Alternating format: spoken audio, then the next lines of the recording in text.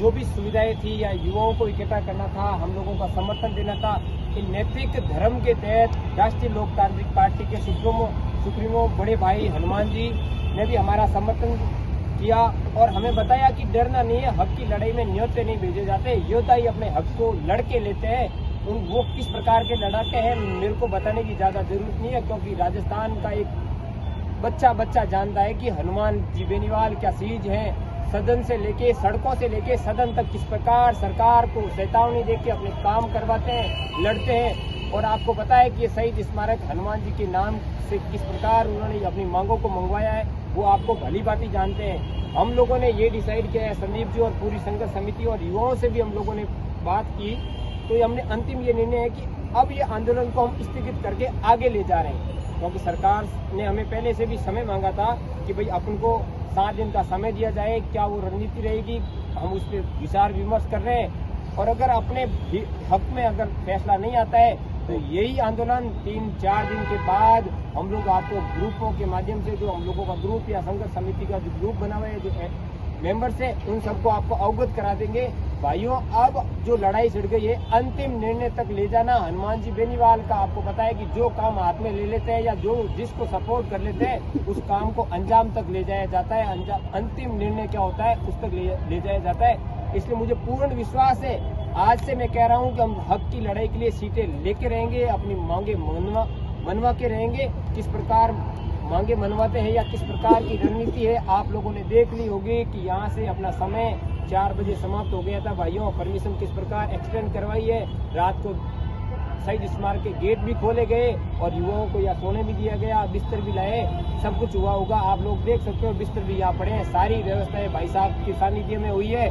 तो मैं पुनः श्रवण जी बड़े भाई साहब का भी धन्यवाद देता हूँ कि उन्होंने एक मांग पे उनका राजनीतिक स्वार्थ नहीं था। भाई साहब ने बोला है कि मैं निस्वार्थ भाव से युवाओं के साथ पहले भी खड़ा था, आज भी खड़ा हूँ और आगे भी खड़े रहेंगे। इसलिए मैं पूरा धन्यवाद देता हूँ भाई साहब का। और आपने देखा होगा कि राष्ट्रीय लोकतांत्रिक पार्टी किस प्रकार युवाओं के साथ खड़ी होती है। उनका किसी प्रकार ऐसा नहीं है कि कोई इलेक्शन के लिए वो कर रहे हैं या फिर कुछ और कर रहे हैं।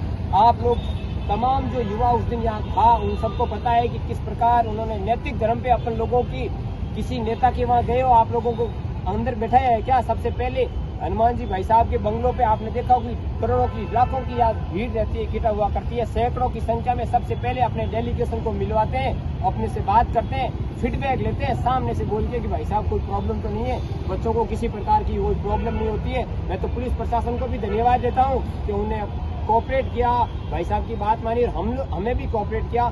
आज जिस प्रकार हमें परमिशन नहीं दी या फिर किस प्रकार की कोई और बात हुई है, तो वो भी भाई साहब ने उनसे टेलीफोन के माध्यम से सारी बात कर ली। और आपके युवाओं को किसी प्रकार का किसी भी प्रॉब्लम्स या ना हो, कोई दिक्कत ना हो, वो हम लोगों का पल पल ध्यान रखते हैं, पल पल अपडेट लेते हैं कि बच्चों के साथ किसी प्रकार की प्रॉब्लम ना हो।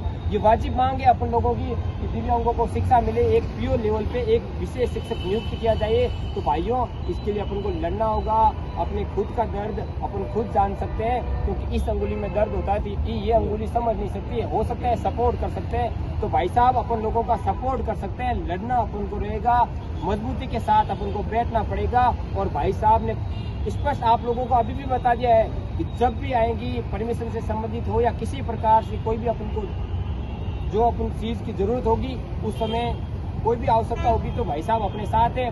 संपूर्ण राष्ट्रीय लोकतांत्रिक पार्टी और सुप्रीमो हनुमान जी भाई साहब अपने साथ हैं, इसलिए डरने की बात नहीं है। अब आपके सामने वो शेर खड़ा है, बस अपन को लड़ने की जरूरत है। और मैं तो तमाम इस युवाओं को जो मेरे साथी आए हैं उनका भी धन्यवाद देता हूँ कि वो हमारे साथ आए और इस लड़ाई को लड़ा है। आगे की जो भी अपडेट्स हैं आपको संदीप जी भाई साहब दे देंगे।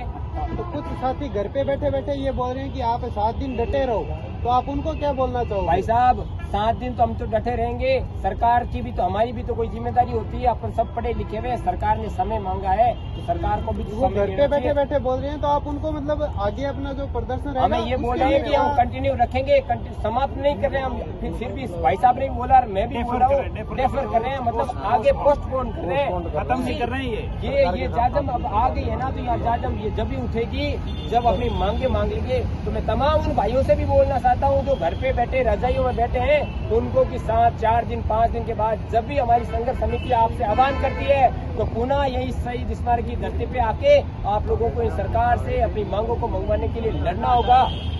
तो बाकी ज्यादा संख्या में होगा भाई, इस संख्या बाकी अपना जो मेन मुद्दा है वो ये है कि जो विशेष बच्चे हैं उनको शिक्षा मिले, वो जो है वो मुख्य धारा में जुड़े। तो ये अपने शिक्षक होने के नाते अपने ये कर रहे हैं। तो अपने भी तो शिक्षक हैं जो थर्ड ग्रेड वगैरह की तैयारी करवा रहे हैं, जो अपने को मंजिल पे पहुंचाने का काम करेंगे। तो वो अपने साथ कहाँ है, वो क्यों नहीं आ रहे? क्या उनकी तरफ से कोई रिस्पॉन्स आया है? उनको आप किस प्रकार देखते हो वो एक बार बता दीजिए। मैं तो ये सोचता हूँ जो भी बड़ी बड़ी कोचिंगों की दुकानें बोलता हूँ मैं तो उनको जो व्यवसाय को धंधा बना दिया है, जो भाई साहब है ना जो कोचिंग के संस्थानें बड़ी बड़ी चलाते हैं, तैयारियां करवाते हैं ना, तो उनकी तो दुकानें हो सकता है वो सरकार से डरते हो, क्योंकि सरकार से भी तो उनको व्यवस्थाएं बनवानी होती है, क्योंकि एक एक छोटे छोटे कमरों में हजार लड़कों के भर के बकरों की तरह भर के उनको पढ़ाया जा रहा है। तो हो सकता है वो सरकार से डरते हो इसलिए नहीं आए हो। उनका नैतिक धर्म के तहत मैं फिर निवेदन करता हूं कि आप लोग अपने चैनल के माध्यम से अगर आप लोगों को हम फीस देते हैं, आप लोग हमें शिक्षित कर रहे हो, क्योंकि हम भर्ती के लिए तैयारी के लिए जाते हैं ना, तो पहले आप लोगों से पढ़ के जा रहे हैं, तो आपका नैतिक कर्तव्य तो बनता है। हम युवाओं की तरफ देखोगे, जब युवाओं की भर्ती ही नहीं आएगी तो आपकी दुकानों में आएगा कौन?